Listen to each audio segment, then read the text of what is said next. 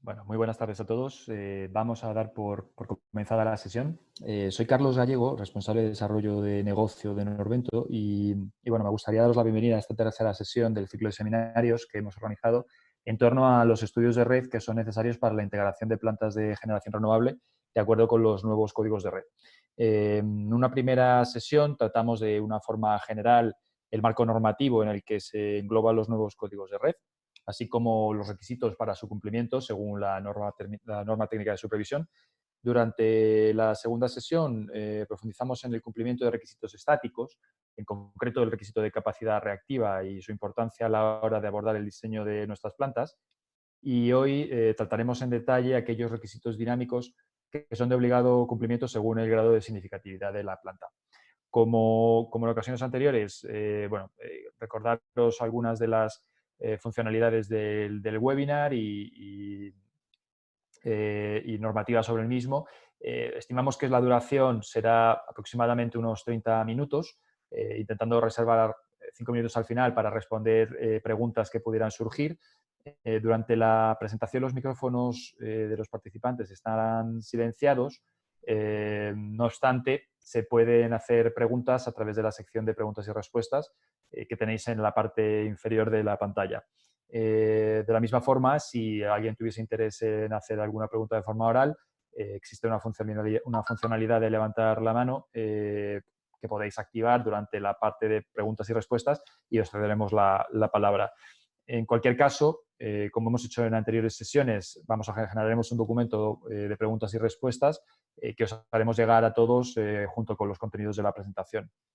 Aprovecho para animaros a que si surgen cuestiones específicas vinculadas a lo mejor a algún parque en el que estéis trabajando, al final de la presentación tendréis también nuestros datos de contacto. Bueno, pues, como digo, os animo a que contactéis con nosotros y que organicemos una reunión específica para tratar cualquier tema más concreto.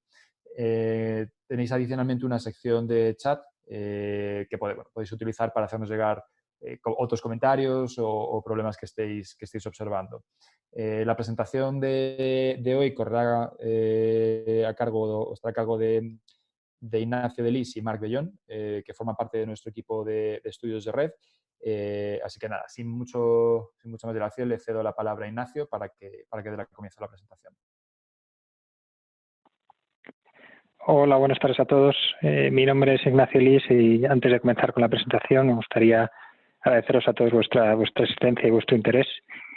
En relación con el contenido del webinar, como comentaba mi compañero Carlos, vamos a hablar sobre los requisitos dinámicos que debe cumplir una planta renovable para conectarse a la red según el nuevo Código de Red de Conexión de España. Para ello comenzaremos hablando sobre el nuevo Código de Red de Conexión en España y sobre los requisitos dinámicos que están incluidos en dicho Código de Red. Posteriormente explicaremos en detalle y con ejemplos los diferentes requisitos dinámicos que se deben evaluar mediante simulaciones dinámicas para certificar el cumplimiento del Código de Red. Por un lado, los requisitos dinámicos de regulación en potencia-frecuencia y, por otro lado, el requisito dinámico de control de potencia reactiva. Para terminar, destacaremos una serie de conclusiones sobre lo hablado en los anteriores puntos. Yo comenzaré con la presentación de los dos primeros puntos y posteriormente mi compañero Marc continuará con los dos últimos puntos. En primer lugar, lo que necesitamos saber es dónde están recogidos los requisitos técnicos que debe cumplir una planta renovable en España para conectarse a la red. La respuesta es en el Código de Red de Conexión. No vamos a explicar con mucho detalle el nuevo Código de Red de Conexión, pues ya lo hicimos en anteriores webinars.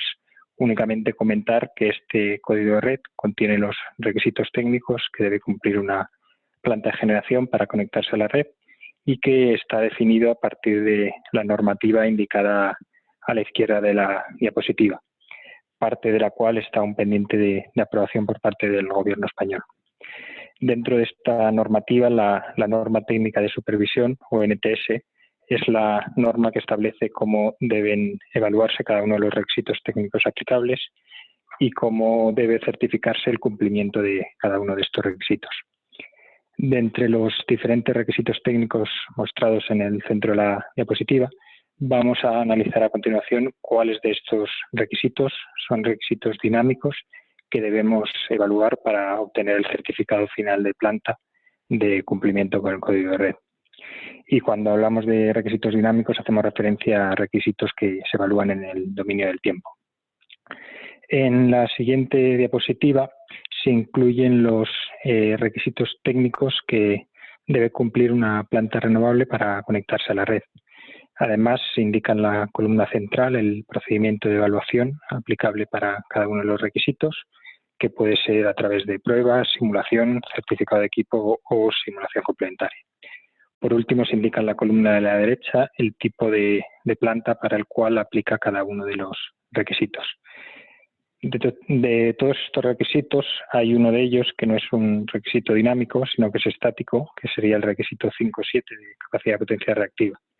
Este requisito es estático porque se evalúa en régimen permanente.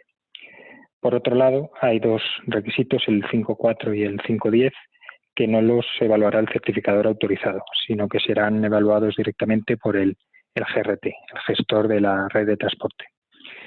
De los 6 requisitos restantes, 2 de ellos podrán certificarse mediante la entrega únicamente de los certificados de equipo.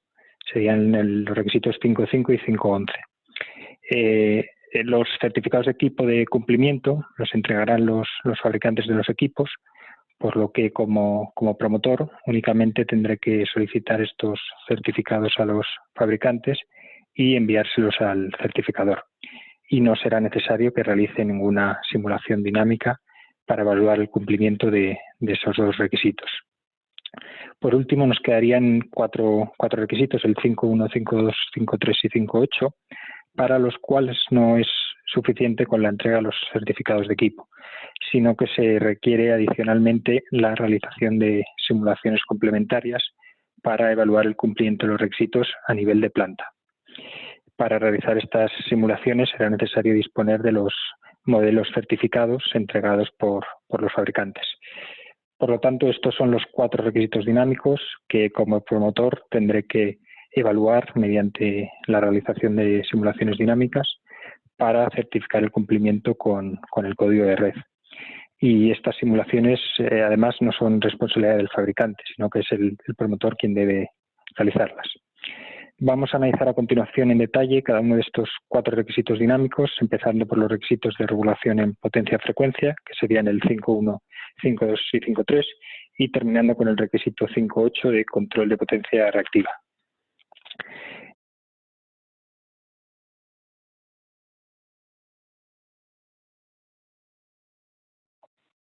A ver, ¿se me escucha ahora? Sí, ha habido ahí un... Perdona, Carlos, se había cortado, creo. Sí, vale, pero ahora ya se siente bien. Vale, continúo analizando el requisito 5.1. ¿En qué consiste este requisito 5.1 del modo de regulación potencia-frecuencia limitado a sobrefrecuencia? Pues este requisito, el cual aplica a cualquier tipo de planta, consiste en que la planta de generación debe reducir su producción ante incrementos significativos en la frecuencia de la red para ayudar a recuperar la frecuencia nominal de 50 Hz. Para ello, la respuesta del MRP-CLO o modo de regulación potencia-frecuencia limitado a sobrefrecuencia debe estar caracterizada según la figura mostrada en la diapositiva, es decir, con un estatismo del 5% y una banda muerta o umbral de activación de 0,2 Hz, de tal manera que el controlador no empezará a actuar hasta que se alcance una frecuencia superior a 50,2 Hz, tal y como se puede apreciar en la figura. ¿Cómo tenemos que evaluar la respuesta del MRP-CLO?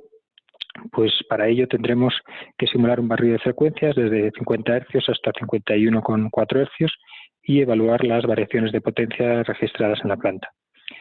En el ejemplo mostrado se observan claramente los escalones de frecuencia simulados en la parte superior y las variaciones de potencia registradas para cada uno de los escalones de frecuencia en la parte inferior. Por último, ¿qué requisitos debe cumplir la respuesta del MRP-CLO? Pues dicha respuesta debe cumplir 3 requisitos. En primer lugar, la variación de potencia registrada debe coincidir con la variación de potencia esperada, con una tolerancia o error admisible del más o menos 5%. En segundo lugar, el tiempo de respuesta debe ser menor que 2 segundos. tiempo de respuesta es el tiempo en el cual se alcanza el 90% de la variación de potencia registrada, tal y como se puede observar en la gráfica. Y en tercer lugar, el tiempo de estabilización debe ser menor que 20 segundos. El tiempo de estabilización es el tiempo tras el cual se estabiliza la respuesta del controlador dentro de una banda del más o menos 5% del valor final, tal y como se muestra en la figura. En el ejemplo que mostramos a continuación se cumplen el primer y el tercer requisito, pero no se cumple el segundo. Para solventar este tipo de incumplimiento, la solución más habitual pasa por ajustar algunos parámetros del controlador de planta. En segundo lugar, tenemos el requisito 5.2 del modo de regulación potencia-frecuencia limitado a subfrecuencia. ¿En qué consiste este requisito? Pues este requisito, el cual aplica a las plantas tipo C y tipo D, consiste en que la planta de generación debe aumentar su producción ante caídas significativas en la frecuencia de la red para ayudar a recuperar la frecuencia nominal de 50 Hz. Para ello, la respuesta del MRP-CLU, o modo de regulación potencia-frecuencia limitado a subfrecuencia, debe estar caracterizada según la figura mostrada en la diapositiva, es decir, con un estatismo del 5% y una banda muerta o umbral de activación de menos 0,2 Hz, de tal manera que el controlador no empezará a actuar hasta que la frecuencia caiga por debajo de 49,8 Hz, tal y como se muestra en la figura. ¿Cómo tenemos que evaluar la respuesta del MRP-CLU? Pues para ello tenemos que simular un barrido de frecuencias desde 50 Hz hasta 48,4 Hz y evaluar las variaciones de potencia registradas en la planta. En la figura mostrada se observan los diferentes escalones de frecuencia, así como los incrementos de potencia asociados a cada escalón. Cabe destacar que en los últimos escalones de frecuencia no se produce un incremento de la potencia de la planta debido a que ésta ha alcanzado ya su capacidad máxima. Por último, ¿qué requisitos debe cumplir la respuesta del MRP-CLU? Pues se deben cumplir 3 requisitos. En primer lugar, la variación de potencia registrada debe coincidir con la variación de potencia esperada, con una tolerancia o error admisible del más o menos 5%. En segundo lugar, el tiempo de respuesta debe ser menor que 5 segundos. Y en tercer lugar, el tiempo de estabilización debe ser menor que 30 segundos. En el ejemplo que mostramos en la diapositiva se cumplen estos 3 requisitos. Por último, para terminar con los requisitos de regulación en potencia-frecuencia, nos quedaría por analizar el requisito 5.3 del modo de regulación potencia-frecuencia. Este requisito, el cual aplica a plantas tipo C y tipo D, consiste en que la planta de generación debe ajustar su producción ante variaciones leves en la frecuencia de la red para ayudar a recuperar la frecuencia nominal de 50 Hz. Para ello, la respuesta del MRPF, o modo de regulación potencia-frecuencia, deberá estar caracterizada por un estatismo del 5%, una banda muerta nula y una saturación del más o menos 8% para la variación de potencia, tal y como se muestra en la figura. ¿Cómo tenemos que evaluar la respuesta del MRPF? Pues para ello tendremos que simular un barrido de frecuencias desde 50 Hz hasta 50,3 Hz y otro barrido de frecuencias desde 50 Hz hasta 49,7 Hz, tal y como se muestra en las 2 figuras de la diapositiva. Y por último, ¿qué requisitos debe cumplir la respuesta del MRPF? Pues en primer lugar, la variación de potencia registrada debe coincidir con la variación de potencia esperada, con una tolerancia o error del más o menos 5%. En segundo lugar, el tiempo de activación o de retraso inicial debe ser menor que 0,5 segundos. El tiempo de activación es el tiempo que transcurre desde que se detecta el cambio de frecuencia hasta que se alcanza una variación de potencia del 1% de la capacidad máxima de la planta. Y en tercer lugar, el tiempo de estabilización debe ser menor que 30 segundos. En el ejemplo mostrado a continuación hay un incumplimiento del tiempo de activación que podría solucionarse ajustando algunos parámetros del controlador de planta. A continuación, mi compañero Marc continuará la presentación hablando del requisito 5.8 de control de potencia reactiva. Gracias, Ignacio. Buenas tardes a todos, soy Marc Bellon y voy a continuar con esta presentación hablando del requisito de control de potencia reactiva. Bueno, lo primero sobre este requisito es que aplica a las plantas de tipo B, tipo C y tipo D.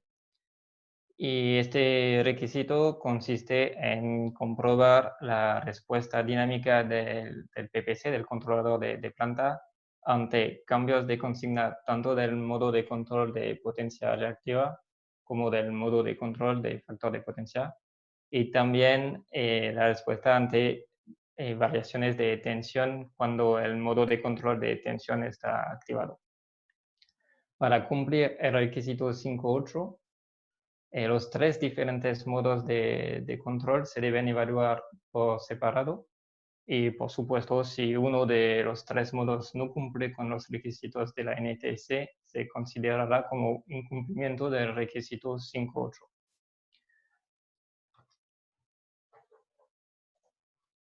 Bueno, primero vamos a ver cómo evaluar el modo de control de potencia reactiva. Aquí, para cumplir con los requisitos de la NTC, debemos simular una serie de cambios de consigna de potencia reactiva, tanto en el lado inductivo como en el lado capacitivo, y analizar la respuesta de la planta. En el ejemplo de la gráfica aparecen en la parte superior los cambios de consigna de potencia reactiva en rojo y la respuesta del control en azul. Y en la parte inferior se puede ver el impacto sobre la tensión en zonas de planta de los cambios de potencia reactiva. Vamos a ver ahora qué requisitos debe cumplir este modo de control reactiva. Pues para que el modo de control de potencia reactiva cumple con la NTC, tenemos que comprobar dos requisitos. Primero, el valor final de la respuesta de reactiva debe estar dentro del rango admisible del 3% en torno a la consigna. Y segundo, el tiempo de estabilización debe ser menor que 60 segundos. En la tabla representada aquí podemos ver que ambos requisitos se cumplen, tanto el rango de reactiva como el tiempo de estabilización. Ahora vamos a ver el modo de control del factor de potencia. Para evaluar este modo de control, debemos simular varios cambios de consigna de factor de potencia, desde 0,95 inductivo hasta 0,95 capacitivo, y eso con diferentes valores de tensión en el PCR. En las gráficas podemos ver para cada tensión los cambios de consigna en rojo y la respuesta del factor de potencia en azul. Y por debajo vemos la potencia reactiva en negro y su impacto sobre la tensión en zonas de planta. Bueno, vamos a ver ahora qué requisitos debe cumplir este modo de control. Bueno, para que cumpla con la NTC, tenemos que comprobar los dos mismos requisitos que en el caso del modo de control de potencia reactiva. Es decir, primero el valor final de reactiva debe estar dentro del rango admisible y el tiempo de estabilización debe ser menor que 60 segundos. También aquí podemos ver en la tabla que ambos requisitos se cumplen. Ahora vamos a ver el último modo de control de potencia reactiva, que es el modo de control de tensión. En este modo de control, la potencia reactiva responde a las variaciones de tensión en zonas de la planta para intentar corregir estas variaciones. Este modo de control se define por una pendiente o estatismo y un valor de referencia de tensión VR. En la gráfica aparecen dos rectas, una que representa un estatismo del 2% en naranja y otra que representa un estatismo del 7% en azul. Estas dos rectas definen el valor de potencia reactiva que la planta tiene que generar o consumir en función del valor de tensión. Podemos ver aquí que la respuesta en potencia reactiva no será la misma en función del valor del estatismo. Por ejemplo, en el caso del estatismo del 2%, para una tensión de 0,98 por unidad, la respuesta del control de tensión debe generar la potencia reactiva máxima de la planta. Mientras que con un estatismo del 7% estaremos alrededor del 30% de la potencia reactiva máxima. Ahora vamos a ver cómo evaluar el modo de control de tensión. Pues, según la NTS, se deben simular variaciones de tensión en bornas de la planta entre 0,95 y 1,05 por unidad. En la gráfica de abajo vemos los cambios de tensión en azul y en la gráfica de arriba vemos la respuesta del control en potencia reactiva en negro.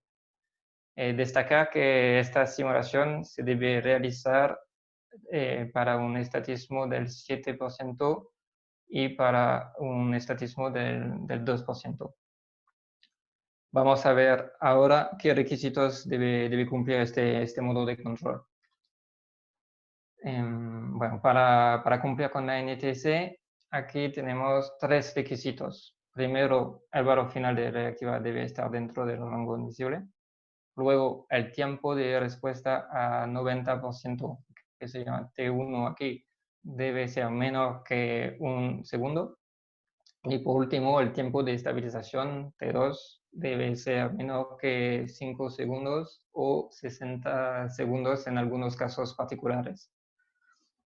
En la tabla representada aquí podemos ver que estos tres requisitos se cumplen. Bueno, en caso de incumplimiento de uno de los tres modos de control de reactiva que hemos visto, habría que ajustar los parámetros correspondientes del controlador para mejorar la precisión o la rapidez de la respuesta. Y en caso de que estos ajustes no sean suficientes, bueno, una solución podría consistir en añadir un equipo de compensación tipo STATCOM. ¿Cuándo tenemos que realizar estas simulaciones?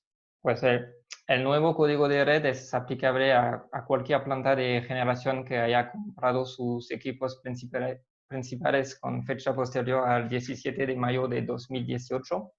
Y estas instalaciones deberán cumplir con los requisitos del nuevo código de red, a pesar de que no se haya aprobado aún el Real Decreto y el orden ministerial. Lo que está definido ahora por Red Eléctrica es que durante esta fase transitoria se emitirá una FON condicionada y una vez aprobados el Real Decreto y el orden ministerial, los productores tendrán un plazo de 1 año para presentar el certificado de planta y obtener la FON definitiva. Este plazo de 12 meses se podría prorrogar por otros 12 meses. Por lo tanto, tendremos ese plazo de 1 año con posibilidad de prorrogación de otro año para presentar estas simulaciones y obtener el certificado de planta. No obstante, es importante realizar estas simulaciones con antelación para identificar cualquier incumplimiento y evitar el previsible atasco en el proceso de certificación. En conclusión a este webinar, repasamos aquí los 3 puntos que hay que recordar. Primero, las simulaciones complementarias dinámicas se deberán realizarse para demostrar el cumplimiento del nuevo código de red y obtener el certificado de planta. Luego, estas simulaciones se deberán realizar con el modelo certificado de equipos emitido por parte de los fabricantes. Y por último, en caso de incumplimiento de uno de los requisitos dinámicos, se podría solucionar mediante el ajuste de los parámetros del controlador de planta o mediante una solución de compensación adicional como StatCom, por ejemplo. Muchas gracias a todos por vuestra atención y ahora vamos a responder a vuestras preguntas. Perfecto, pues muchas gracias, Ignacio, Marc.